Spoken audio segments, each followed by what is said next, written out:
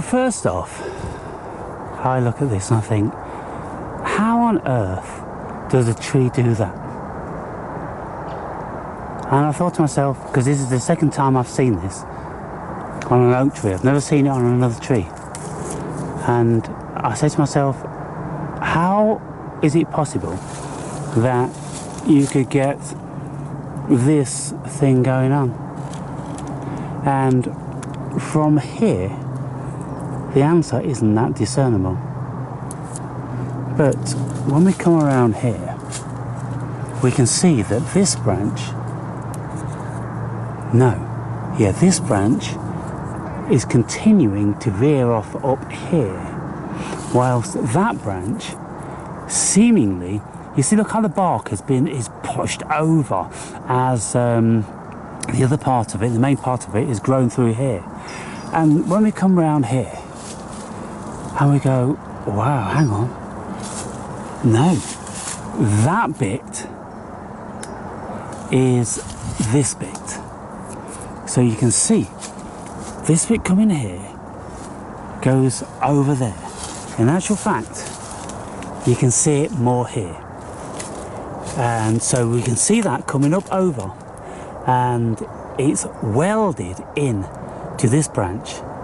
And so in other trees, when they're older, when you get more of this bark pushed out and it all looks very much the same, it all just looks cracked and corrugated, then it's difficult to discern. But now I've seen how this actually makes manifest. And it's because it's been leaning on it and growing and growing and growing, they've both grown into each other.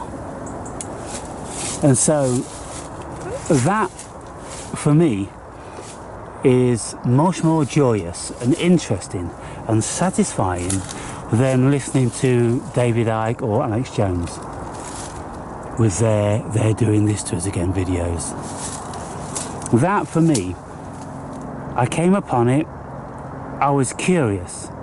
I then became absolutely determined that somehow I'm going to find out how this happens, whether it entailed a good deal of research on the internet or whatever.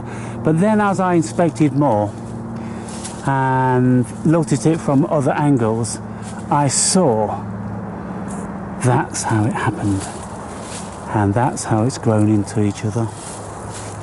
And so now the problem is solved. And what a beautiful problem it was.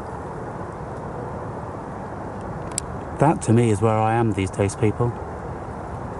That's where I derive the greatest of satisfaction from. Looking at the miracle of the natural world.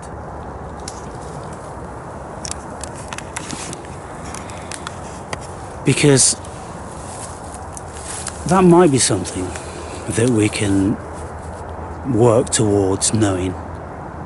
Because the knowledge comes from a rational application, and with the spiritual facet of the cosmos, it comes from an intuition. Nobody can tell you that, nobody can teach you that, nobody can give you that. That has to come from you, from a spirit. It doesn't come from ego, it comes from spirit. And so as we develop spiritually, we develop our intuition, and our intuition is that which tells us what a certain reality is. And there's been many things in my life, increasingly so, I just know them to be so. And it's not just like I'm picking things out of the air and choosing to know them. No, I just intuitively feel as if I do really know them. But on many occasions, I have then had evidence of my intuition being right. If there was no evidence, you can't just go with your intuition. You've got to have some evidence sometime. And so I've had a lot of evidence throughout the years. And so that's where my focus is. I can't say it's intelligence what is intelligence? But it's when you become one with the cosmos, then that's when the cosmos reveals her secrets.